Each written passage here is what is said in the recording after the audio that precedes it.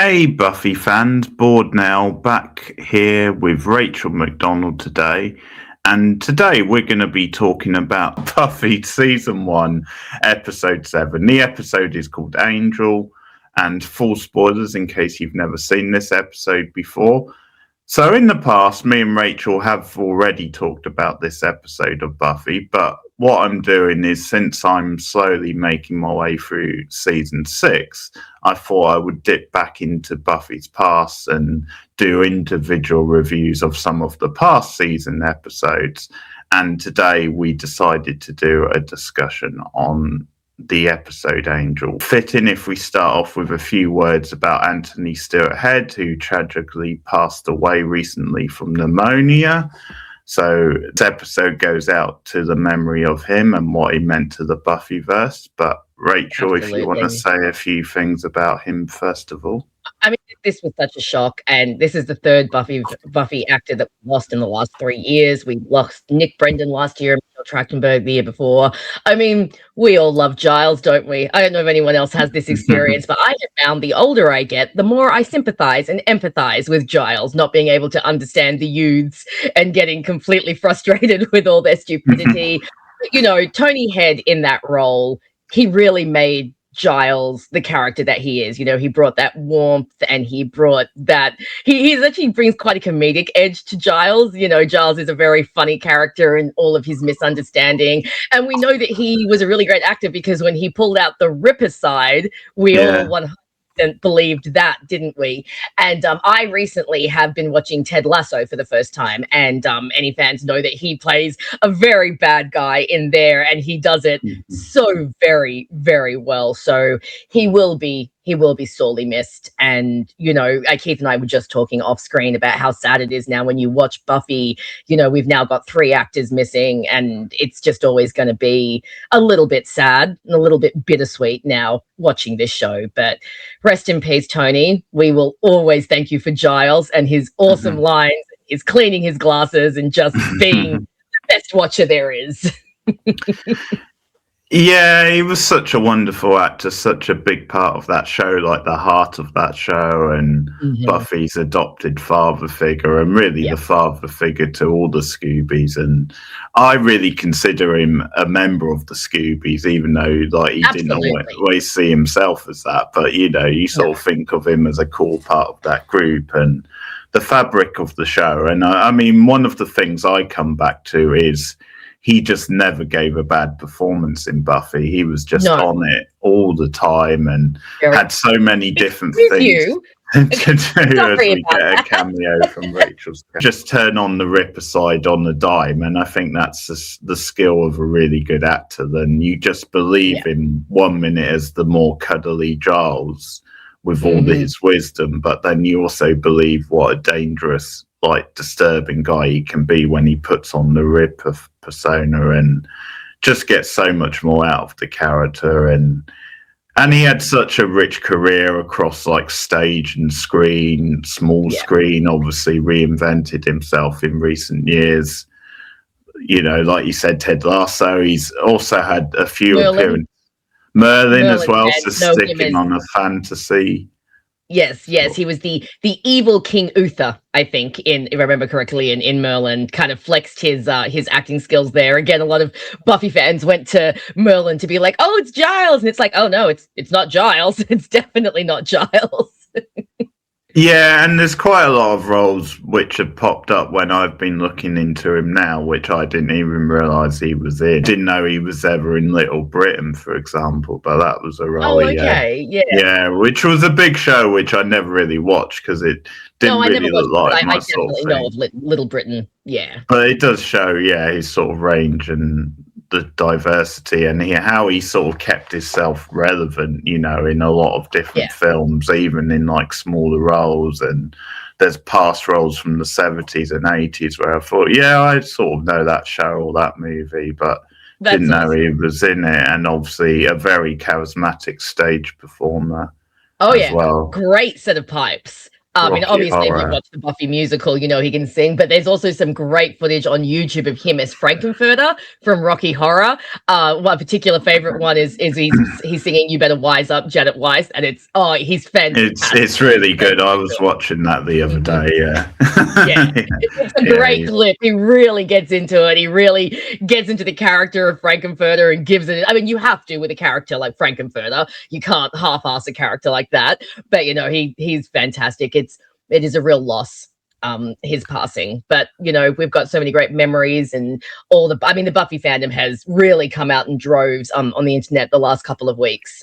You know, lots of people posting about him and remembering meeting him, and a lot of people talking about how, you know, who had met him at cons and stuff said that he was like really lovely. And there was this beautiful story about a fan who transitioned and sent a letter to Tony asking, could you please re-sign this photo that you signed for me under my new name, my chosen name. And Tony actually invited this fan out to his ranch, and like spent a week with him. You can find photos online of him and this fan and re-signed all the stuff for the fan under their new name and everything. So he just seems like a really lovely bloke. Doesn't seem like there was anything problematic about him. No, like the stories have been very moving. Like I read one about someone on Buffy who played one of the demons who was having a bad time and didn't think his career would amount to much, and apparently Anthony Stewarthead went to his trailer and sat with him and said, you know, there will be ups and downs, rough times, but keep going and all the rest. And it was just something he decided to do. Like, it wasn't something that he was asked to do. So that's just, I think, speaks to who he was really. And absolutely. Yeah, no, there's been some great stories the last couple of weeks. So really sad loss of a great actor. A big mythology episode, and probably the first big mythology episode of the whole show, really. So we get into who exactly Angel is, the reveal that he's a vampire. So we get a little bit of the lore, the past stuff with Darla, and Buffy and Angel starting to get close romantically. We get a kiss for the first time, and it's at that moment that it's revealed that he's a vampire. The episode originally aired on April the 14th, 1997. It's directed by Scott Brazil, and it's got writing credits, the main one for David Greenwalt, who, of course, partly ran the show Angel, the spin-off show, years later, so that's sort of fitting. And Matt Klein and also Joe Rivermeyer. Nelson rating of 3.39, so modest ratings back then for Buffy. It was a very slow burn of a show in the ratings. It holds an IMDb score of 8.3. When you first saw this episode, did you know that Angel was a vampire? Did you? Yeah, I did. Unfortunately, I did. I knew that he was a vampire. I've said this before, but I watched Buffy very out of order. So by this point, I had already seen Becoming. I had already seen Prophecy Girl. So I definitely knew, but I didn't know how it was going to be revealed that he was a vampire. So it being revealed in the kiss was still a great moment. It was still a moment that made me go, oh, okay, because, you know, I wasn't sure how they were going to bring that out. So yeah, I did know, but it didn't really ruin the episode for me, because I think it's a well-crafted episode in general. I think, you know, we're 7 episodes into season 1. Angel's kind of just been this mysterious guy who kind of pops up, gives cryptic warnings, gives Buffy his leather jacket, and then like melts into the background and isn't seen again for, you know, another couple of episodes. So we've definitely had some intrigue around him, and I think for the fandom, this would have been such a huge moment. This would have been like a, you know, Buffy, if you're going out, can you take your sister kind of moment? Because, you know, everything we'd seen of Angel up until this point gave no indication that this is where it was going. And then, you know, before we get the soul explanation, you know, we're very much like Buffy, like, why is he being nice to her? Why is he not trying to kill her? Is he part of the Master's plan? It was, I think, you know, season 1, I love season 1 more than the average person, but it definitely had not developed the mythology and the overreaching arcs that we see in the later seasons. So I think this episode really starts to oomph up the season a bit. You know, so far we've mostly just had standalone episodes and Monster of the Week, whereas this is an episode that will then have far-reaching consequences and goes on to add to the mythology of the show. So no, I didn't know. What about you, Keith? Did you know the first time you were watching? I think so, because I did come to the show quite a bit later. A bit later. I'm not sure how I know. I must have just heard somewhere, and I was already aware of the spin-off, so maybe it's that I heard it from. It was quite a good way to reveal it. Like you said, it was quite an organic way, and it's a nice little gut punch of a scene. You know, what's going to happen now? How is Buffy going to react to it? How is Angel going to react to it? Because that's part of the drama of this episode, is that he does have a little bit of a dilemma, and he's sort of being pulled between his past and his present. Of the Bangel of it all, obviously, being a big Bangel shipper, this is one of my favorite Buffy and Angel episodes. But I also love the Darla and Angel of it all. And I mean, the first time you watch it, you don't know the history between these two characters. So Darla comes across as just, you know, another vampire who maybe knew Angel back in the past. You know, there's a hint that there's a history between them. And I really do love that scene where she pops up at his place and they, you know, talk a little bit about how, oh, the last time I saw you, you know, it was kimonos, and you know, they hint at that there is something, you know, going on here. But once you've watched all of Buffy and you've watched all of Angel, and you know the history between Darla and Angel, re-watching those scenes, they are so charged when you remember the history that is behind these two. And there are so many parallels between Buffy and Angel and Darla and Angel, like so much crossover between those two ships. So it is kind of, you know, it's kind of fitting that in this very significant Bangel episode, there is a hint of Darla and Angel, because, you know, Bangel is kind of the light version of Darla and Angel, or they're the dark shadow of Buffy and Angel, whichever way you want to see it. But for me, it's always been those two women and the dichotomy of them and how they bring out the different sides to him. So again, the first time you watch it, you definitely don't get all of this. Like the first time you watch it, you just get, oh, this is someone from Angel's past. There's obviously something going on here. We don't know what. But I mean, that's the beauty of Buffy and Angel, and, you know, shows that are written so well and do have this mythology, is the rewatchability, the rewatch factor becomes so much greater when you have all of this additional information. And for me, at least, the Darla and Angel scenes are very charged, and they are almost as fun as the Buffy and Angel scenes because of all the history. Yeah, they have good chemistry from the start, and there's a real spark there and a real contrast. And yeah, I think Darla, I know Julia Benz was quite a young actress at this point, and this is quite an early role, but I think she's still a really good actress back here. And I enjoyed her in the pilot, especially the way the pilot opened. And yes. I think she's very good in this episode. Like, I really love her sort of devilish plan and how she crafts it. And I also like how we see the importance of her to the Master, because the Master is one of those first season villains, because it's a shorter season. He's obviously in and out of the season, and he's not always seen as the most threatening or important of villains. But this is a big episode for that. Like, we start to see more an idea of a family of vampires in this one. Forget the Anointed one is actually called Colin, and he's actually got a name, because I think it's I know, me too. They say Colin, and so okay, just a regular kid, Colin. Okay, not the Anointed one. But I do like this idea of a family of vampires, and that's definitely something you get more of as they expand the lore. And yeah, I really enjoyed the menace to Darla and how playful she is. Yeah, she has some choice lines. I do like when it says, you know, like, you're angry and now you're hurting me. That's good too. You're hurting me. That's good too. Yeah, that's fantastic. There's some really fun direction in this scene too, because there's some really fun scenes, like the misdirection at the beginning when they send the three after Buffy, and you see like those three guys standing around smoking, and you're like, oh, it's them, and then you actually see the three coming down like the alleyway. There's also a great shot later on where Joyce is walking around the house, and she walks past the back door, and you just see Darla's vamp face like appear in the back door. Like, season one, I think more so than some of the other seasons, really plays more with the horror element, so we get more things like that are a little bit more atmospheric, a little bit creepier.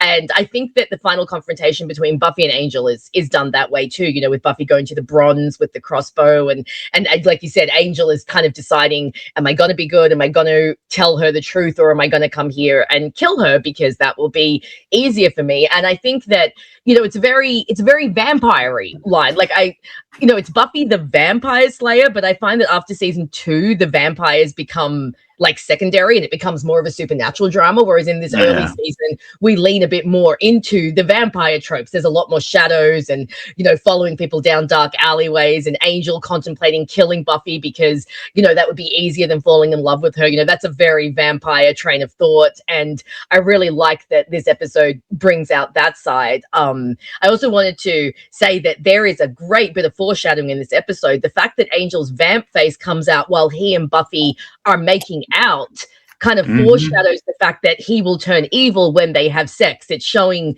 you know, already that the monster is coming out in her presence, which is what happens later on in the series. And I just think that's a really, really neat piece of foreshadowing that, again, you don't really pick up on the first time you watch it, or even the second time. But then when you start to learn the mythology and you start to learn the dynamic of Buffy and Angel, yeah, it's really great and really showcases the chemistry between Sarah and David, which was always there from the beginning. Do you think she kind of, you know, you're going to stay the night? Do you think she did that partly hoping something would happen, or is it for the reason she said? Like, I think that, like, at this stage she's definitely crushing on Angel, but they've never really done anything. I think at this point she genuinely believes that he's a human and that having her in her bedroom is the best thing. But of course, there's definitely going to be the teenage thing of like, oh, the boy I like is sleeping on the bedroom floor, you know, kind of thing. No, I don't think she expected anything to happen. Not at night, but, you know, obviously she's going to definitely be having the teenage thoughts of, you know, oh, the boy I like is here. And I do like her and Willow's discussion, like, the day after, when Willow's like, oh my god, did he do anything? She's like, nope, perfect gentleman, you know. And it's kind of cute to see it as an innocent teenage crush before it becomes, you know, what it does end up becoming, and all the complication comes in. Diary, where when she thinks he's read the diary and she goes off on a whole embarrassing tangent. Yeah, I love when she's all like, when I said that your eyes were penetrating, I meant to say bulging, and I'm like, that is so great. That's there's a lot of really cute stuff in this episode. There's a lot of really fun stuff, and I think it's one of the first times that season 1 really starts to get serious and starts to show the mythology and show that things are not going to be easy from here on out for Buffy and Angel. And do you like the climax, like the whole confrontation at the bronze between her and Angel, and like, do you think the reveal of like what he is and the soul was done well? The satisfying climax, it makes a lot of sense, and he's the one who actually kills Darla, so that's very good. I know you don't like it, but I've got a soft spot for the guns, the sharpshooting guns. And I'm sorry, she just looks so uncouth, you know. Darla's all about finesse and, you know, subtlety, and then she just comes raging out with like blam, blam, blam. It's a bit jarring. And Annie Oakley herself, Yes. Very good. And she listens in on Willow and Buffy's conversation at the library, and then she uses that as a part of her plan. That's very clever.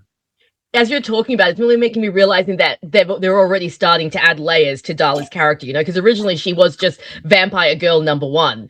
And then when they decided to do this mythology, you know, because these are traits of Darla's that continue as her character. She's very stealthy. She does tend to, you know, lurk and overhear things and things like that. She season 2 of Angel, she's very creepy and predatory, and I think that, like, laying the groundwork for her here, just listening to you, I think it's done very well to, you know, go on and then establish her character later on.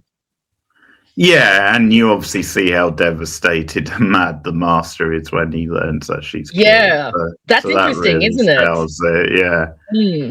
Yeah, very. Oh, she was my favorite for 400 years. Some fun jealousy from Xander as well. Yeah, Xander. People are way too harsh on Xander. I think they forget what it's like to be 16 years old and to have a crush on someone who is just so not interested in you, you know, and just what that tends to bring out. And I think he's just a typical teenage boy, you know. Like he's a little too keen for Buffy to go and kill Angel once they find out that he's a vampire, you know, when he's all like, "Oh, I think we know what you have to do." But I don't think he's anywhere near as bad as everyone makes him out to be. It's like he's a teenage boy with a crush. No,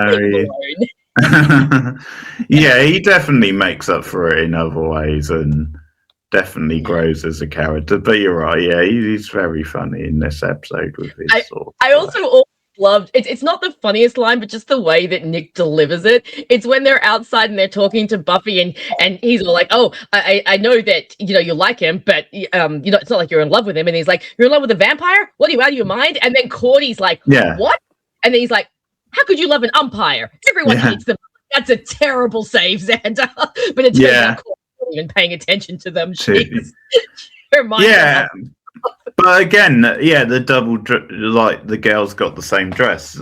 That's just an example of you just drop a little bit of a comedy beat into this episode, which is a bit more heavy going and serious, and it just works perfectly. It just works as like the best sort of breather from stuff for a moment, and it just works because it's such a great Cordy moment, like her scolding. It is, and it's such a Cordy moment because of course Cordy would be freaked out that someone else is. Look, I remember that back in high school, especially as a girl, you never wanted to turn up in the same clothes as anyone else because it's like, oh my god, that's not cool. So Cordy's freak out, that's a great moment, and you know, Xander and Willow, I think in this episode do take more of a back seat, but you know, they're always good value. Like I said, Willow's really fantastic.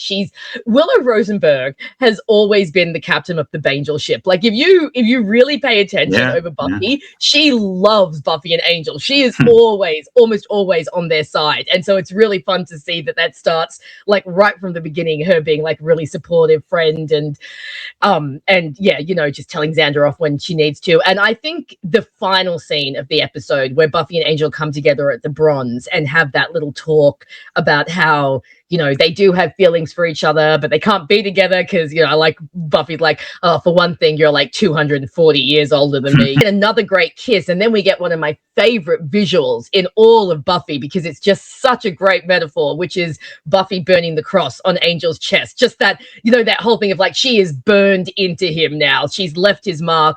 There's her mark. There is no going back. And I just think, again, it just works so well for the vampire side of things and for the human vampire relationship. I love it. What do you think of it? I like the scene. I think that touch is a bit too much. I think that's a bit fair enough. A little too cheesy for Keith. But yeah, I do like the scene. And again, Willow and Xander play a good part in that scene. Like Xander's like, "I'm just going to assume he's not kissing her if you don't." I love that. Yeah. And Willow's just like, I noticed, which is a little bit of a network TV thing of the era, is at the start of the episode, the Master mentions a vampire called Zachary who went out and he got himself killed. We've never seen a vampire called Zachary, so it's almost like, we've never seen him, but he was killed by Buffy. And that's just so that we know she's a threat. Where it's placed in the season, I think, is really good because it's the 7th episode. So we're just a little bit more than halfway through the season, so you know, we finally get that oomph reveal, and that kind of helps, you know, carry us through. And it also means that anytime Angel turns up for the rest of the season, it's like that question mark of like, oh, what's going to happen, and is this going to go anywhere? And it's really great. I think the acting from both Sarah and David is really fun, and I really do like Buffy and Angel in season 1 because look, I love angst.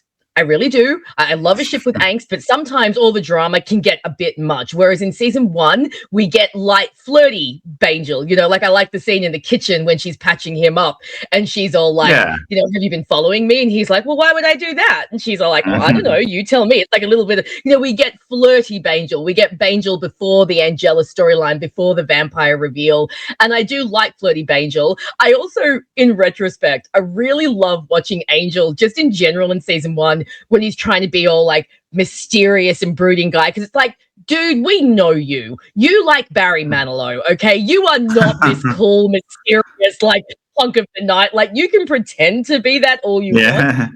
Know the truth. So it is fun to see like that persona of Angels in season 1 and how it slowly, you know, disappears. And obviously at this point they didn't know how far they were going to go with the character. But I do really enjoy, like light, flirty Angel before all of the angst comes in, and season 1 like really delivers. And I also love the cockroach party at the Bronze. Like where that is very random, but it does seem to be a send-up of how, you know, students seem to have a party for everything. I love holding her shoe up to Xander with like this cockroach on the end of it and just being like, want a free drink? And Xander's just like, So that's a little random bit. But no, I think overall this episode, I think it's one of the stronger ones of season 1, and, you know, really starts to build that mythology that is then, I think, season 2 really takes and runs with. You know, obviously when we get Spike and Drusilla and Angelus, you can see that building back to this episode. So overall, do you enjoy this episode in general? I do, and another good touch, I think, is when Joyce is in the hospital and the bit where they mention about how her body temperature drops and it's her adjusting to like being bitten by a vampire. Yeah, that is interesting. That's quite a good bit of lore, and I quite like that it grounds it in a situation where she can be treated as long as you get to her quick enough. So I also love it. Good. The doctor said I must have slipped and fell on a barbecue fork. We don't own a barbecue fork. You know, and then when Giles turns up and she's all like, oh, the librarian. What is he doing here? Poor Joyce is so confused. She's got no idea what's going on.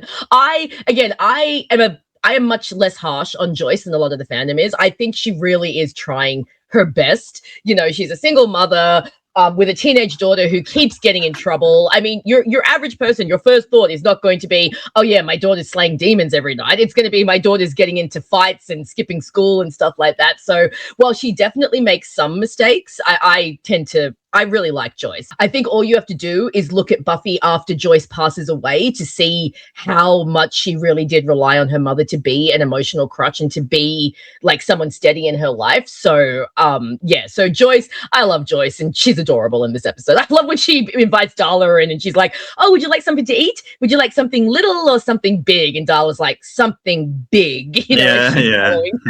And poor Joyce just has no idea what's going on. You underestimate how hard it is being a single parent. So I think she definitely learns on her feet, gets better over time. Talk about poor Giles getting the crap bitten out of him by the quarterstaff in this episode.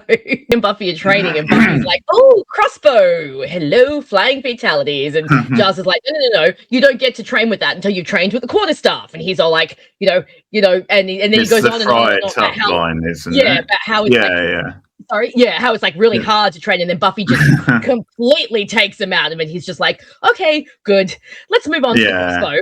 And I mean, you know, he's there to be supportive. Good. You know, he's obviously there to do the research. You know, when they find out that Angel's a vampire, he's the one that's like, he's called Angelus, you know, the one with the angelic face. And it is odd though that Giles didn't know about Angel, because you would think, being a watcher, he would know. Well, maybe he knows about Angelus, but there's no like photos or no like visual cues for what Angelus looks like, because you know, they know about Spike later on, and Wesley knows about Darla, so it's like you think the watchers maybe might know about Angelus, but I guess at this point again they hadn't really built their world completely or built their mythology completely.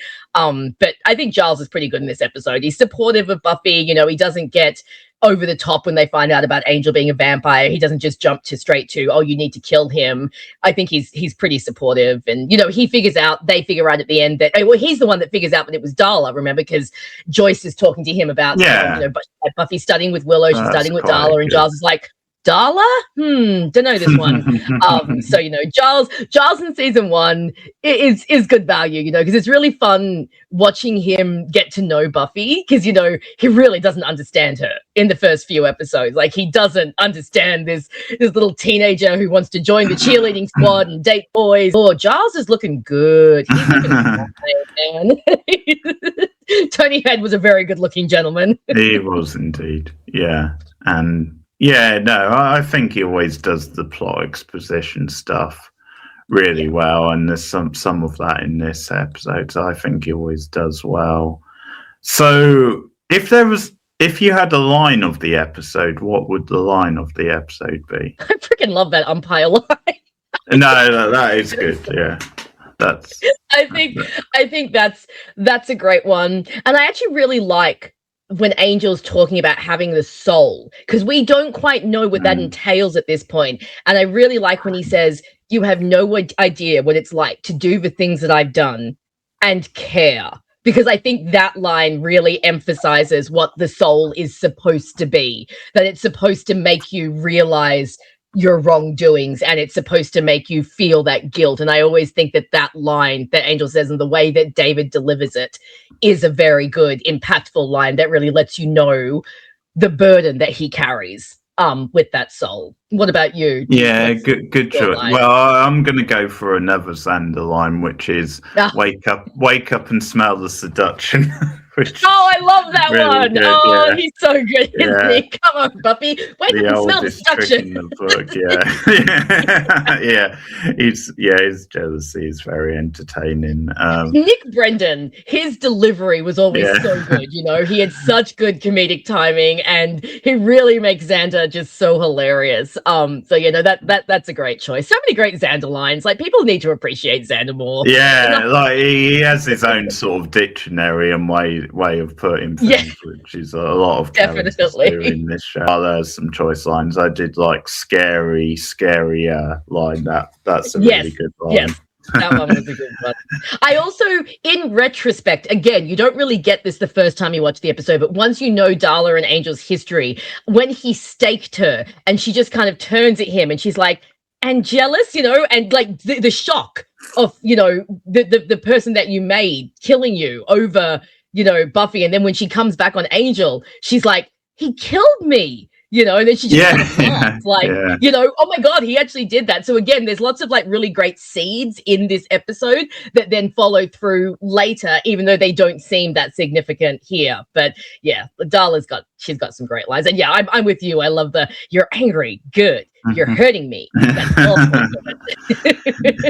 She has a similar line in season 2 of Angel, where again, like, Angel's just found out that she's come back and she's all like, you're hurting me. I like it. She's a bit of a masochist, Darla, but that's understandable. No, it's very, very interesting history between those two. Episode MVP, who would it be?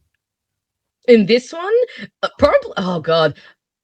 I actually might pick Darla in this episode. Yeah. Like you said, her plan, you know, her plan to get Angel back into the fold. Like you said, the way she lurks around and she gathers all the information that she needs. Her scene with Angel is fantastic. And she probably would have killed Buffy at the climax if Angel wasn't willing to kill her to save Buffy. So I'm thinking Darla is the MVP in this episode. What about you? Yeah, that's who I was going to pick. Like, I'll probably say honorary to, just because he's just passed away, Anthony Stewart Head and Giles. But yeah, Darla was, a little bit of a surprise package in the episode, considering what it was, and she was such a short-lived character. But I did enjoy her in this episode. Good sort of antagonist, and it feels like it means a lot at the end of the episode. Like I said, the Master's reaction, their history as well, you know, the fact that he stalked Darla and he turned Darla, and you know, she really was his. It's again lots of little things embedded in this episode that even I hadn't thought about until we started talking about it, that it turns it into quite a significant episode for the future. Yeah, and I added least valuable player for me is Zachary, because he was a non-existent, he doesn't even turn up, useless vampire. So everyone else is pretty much bringing their A game, but I'll probably give not Zachary. Bad Zachary. No, Zachary gets D. That's understandable. That's fair. Yeah. Okay, so what would you rate this episode? episode is pretty freaking good, especially for season 1. Not perfect, I think it does lag a little bit in the middle, and it's still sorting out the season 1 kinks. And like I said, Darla with guns is something I will never forgive. But I'd probably give this a 9 out of 10. I think it's really solid. I think the Darla storyline is really good. Like I said, this is a good stepping stone for Buffy and Angel as a couple. We get that wham moment of Angel with his vamp face, and I adore the ending, especially for what it symbolizes for Buffy and Angel. So, and this is one of my favorite season 1 episodes, so I'd go with 9 out of 10. What about you? Yeah, well, it's probably in my top 3 season 1 episodes. I'll go 7 out of 10. It's a good episode. 1 or 2 season 1 issues, but it's a very important episode, especially at this stage of the show. So, and it's the first big Angel one, and the first big step in him becoming a character in itself, and one which you think, okay, there's a little bit more to this guy than we first thought. Version of the episode Angel from Buffy, not to be confused with his own show. So it's a little confusing. Like when I was looking for images on the internet, it was giving me some images from the Angel show. Yeah, of course. Let us know what you guys think of this in the comments below. Like and subscribe as always. You can support me, patreon.com/borednow, or you can become a channel member. And me and Rachel from time to time will dip back into older episodes and do a review on this channel. And I sometimes put up polls where you guys can vote on that stuff. But before we go, Rachel, if you want to give your channel a plug.